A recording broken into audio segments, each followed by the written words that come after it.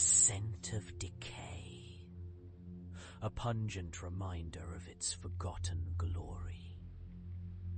Dust motes floated in the dim light, dancing in slow circles above the cracked wooden stage, where countless souls had once laughed and wept under the warmth of the spotlight.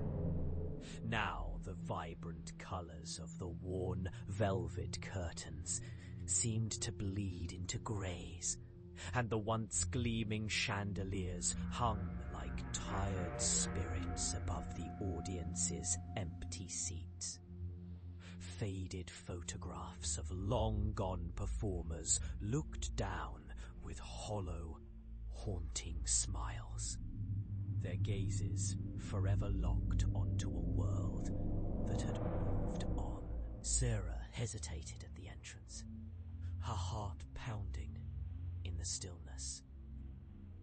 She had always been drawn to the tales of the Dock Street Theatre, with its whispers of ghostly presences and unsettling echoes of past performances that seemed to resonate in the very walls. She had heard stories of the hidden room beneath the stage, where playwrights sought inspiration, but instead discovered madness. They spoke of a cursed manuscript, penned in dark ink, that promised greatness, but demanded tributes of sorrow. The others had spoken of its allure, how those who read it could hear the voices of past actors, their secrets drenching each word. But theft of another's voice often came at a cost.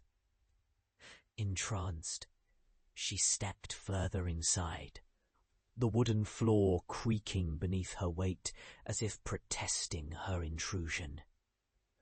A chill swept through the theatre, brushing against her skin like the cool breath of an unseen presence. She felt herself drawn towards the stage, shadows flickering at the edges of her vision, as if they were alive, weaving in and out of the darkness. In the silence, her imagination twisted into a web of uncertainty. She could have sworn she heard soft whispers echoing from the invisible recesses of the theatre, murmurs that curled around her ears like tendrils of fog. Forget the light. The light is the curse, they seemed to chant, a mocking refrain that twisted her resolve. Each footstep she took felt heavier, her mind wrestling with shadows, each heartbeat punctuated by the suspense of a forgotten past. Finally, she uncovered the trapdoor, half buried beneath a mound of dust and forgotten debris. It creaked as she nudged it open, revealing a darkened passageway that extended further into the eerie quiet. Sarah felt a magnetic pull. Her heart raced with a mixture of trepidation and insatiable curiosity.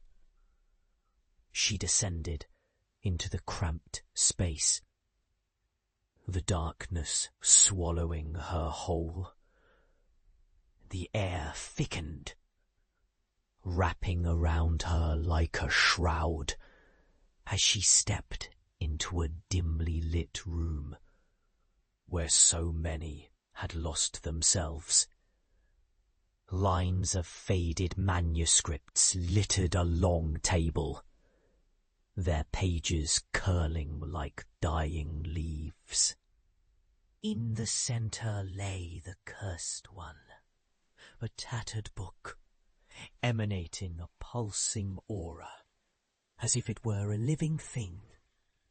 The moment she reached for it, the whispers escalated into cacophonous shouts, a chorus of despair flooding her mind.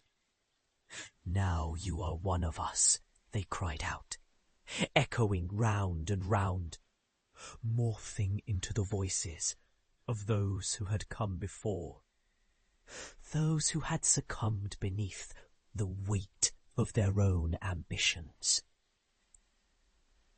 A sense of panic enveloped her as she turned to flee, but the shadows thickened, elongating across the walls, twisting into grotesque shapes that mocked her existence. The laughter of long-forgotten actors rang in her ears, melding with her own frantic breath. She dashed for the exit, her heart thundering as a pulse of heat enveloped her, almost drowning out the panicked whispers. Yet, as she escaped into the eerie silence of the theatre above, she found herself in an empty, darkened version of her past, or perhaps her future. The seats were all filled now, and the same phantom faces turned toward her, all staring, eyes glistening with the understanding of a shared fate. In the far corner she saw them, the manuscripts and words of sorrow now pouring from her own mouth, a sacrificial offering to a theatre that would never forget.